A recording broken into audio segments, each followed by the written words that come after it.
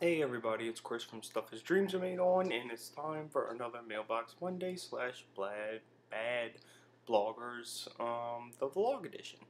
So here we go. This is what we'll start off with mooches for the week. First mooch from Book Mooch, John Scalzi's The Ghost Brigades. It's the sequel to Old Man's War. Really looking forward to this one. Old Man's War, definitely one of my favorite reads of the year so far, so this one should be really cool too. Hopefully I'll report on it soon to y'all. In the Woods by Tana French. Someone gets a point for this one, but I have no idea who it is. I really don't remember. So if you reviewed In the Woods and said that it was really good and that I should read it, let me know because you get the point. And Kit's Wilderness. I told y'all a few weeks ago that I'm doing the Never Stops Prince Challenge, the one that's ongoing, the Perpetual Challenge, that's the word. So this is one of the Prince books. It apparently won the Prince one year. It's by David Allman. It's called Kit's Wilderness. So this one looks good too. This one was a gift. Y'all might know Debbie from Nothing of Importance. And turns out the whole family's sweet. It's not just her. Richard saw that I commented, Rich is her husband, saw that I commented on Nimeth. Sorry, I can't say Nimeth. But Nimeth's blog, that I really wanted to read this one. And he said he had a copy and it was a little too depressing for him. So he sent me this, so I'm really excited about reading it. Head Cases by Michael Paul Mason. It's been on my wish list for a long time now, actually. I read about it in a newspaper and I've been wanting to read it ever since, so there's that. Now we'll go to library books. First one, really, really good. Carrie Ryan's The Forest of Hands and Teeth. And Becky gets a point for this one.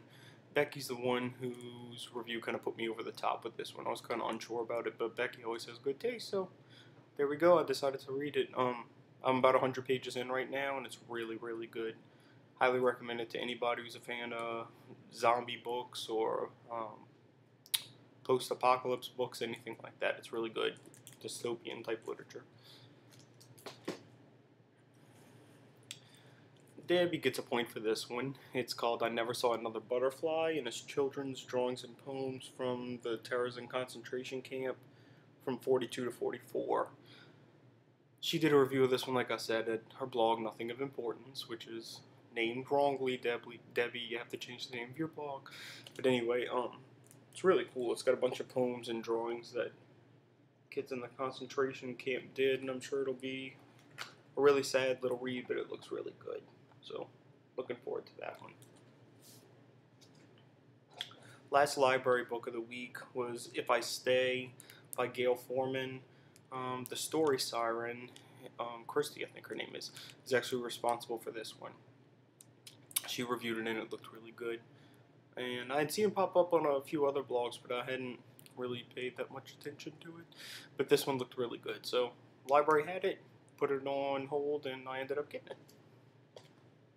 Now, the books I bought this week. I've been really good so far this year about not buying books. Been mooching most of them or going to the library, but still bringing them all in, as you can see by all the shelves. But I did end up buying books this week. First was The Eternal Smile by Jean Luen Yang and Derek Kirk Kim. Another graphic novel. He's the guy who did American Born Chinese. Just had a book avalanche over here. But he's the guy who did American Born Chinese. Loved that one. And then Nimeth actually told me on Twitter that he had a new book coming out, so she gets a point via Twitter this week. But it's really, really good. That's art from the first story. Art from the second story. The art's all a little different in each story. And art from the last story. This art's my favorite. It's really, really good art. And I actually reviewed that one already, so if you go back and look at my archives probably about 3 days ago, you'll see my review for Eternal Smile. This is probably the most girly cover I've ever bought. It's Midori by Moonlight by Wendy Nelson Tokunaga. But I heard an interview with her on Book Radio on Sirius XM. And the book sounds really, really good. It's about a girl who moves from Japan, and her parents have all these high expectations of her while she's living in America. And they're not for her. So this is her story about that. Looks like a So I got to go to Jazz Fest today. It was a lot of fun. Really wanted to see Kings of Leon, but instead I ended up seeing Bon Jovi because my friend paid for the tickets and she wanted to see Bon Jovi. And he was so-so. It was like being at an 80s hair metal concert all over again, but it was cool. But they did have a book tent at Jazz Fest, and of course, if there's a book tent, I'm going to be there. And I picked up this book, Voodoo Season, by Jewel Parker Rhodes. It's about Marie Laveau. For those who don't know who Marie Laveau is, she's the queen of voodoo, which is really big down here in New Orleans. People go to her grave all the time and write little X's on it and pray to her, make wishes, kind of. And this is a story of her great-great-granddaughter. It's a fictional story, kind of like a mystery, but I'll share the first lines with you in a couple of days, maybe in the Sunday Salon post, and you'll see why I picked it up. It sounds like it's going to be a really good one. This book was incredible. It's Drew Ferguson's A Screwed Up Life of Charlie II. And it's just about a kid in high school, what he's going through, horny as hell. Just a really, really good book. You can read my review of this one too. Just reviewed this one a couple of days ago. And I cannot wait for Drew Ferguson to come out with a second book. This one looks really good. Becky gets a point for this one too, by the way. And the last one I bought is all Carl's fault. He did a post the other day on this book. It's Brant Peters' Martyrs and Ghosts. And you flip it over and it's Kathy Olivas's Ghosts and Martyrs. And it's an art book of both.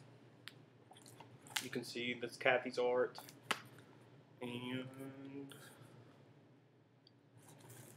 this is some of Brant's art. And what the really cool thing about it is they each did a personalized drawing in it. Brant drew this for me and signed it. And Kathy, sorry, trying to go quick here, guys. Kathy drew this and signed it. So it's really, really cool. I had to get that one. I went and ordered it as soon as he reviewed it. And it came like 2 days later, like no time at all. I expected to wait a while. And with him, he also bought these little figurines.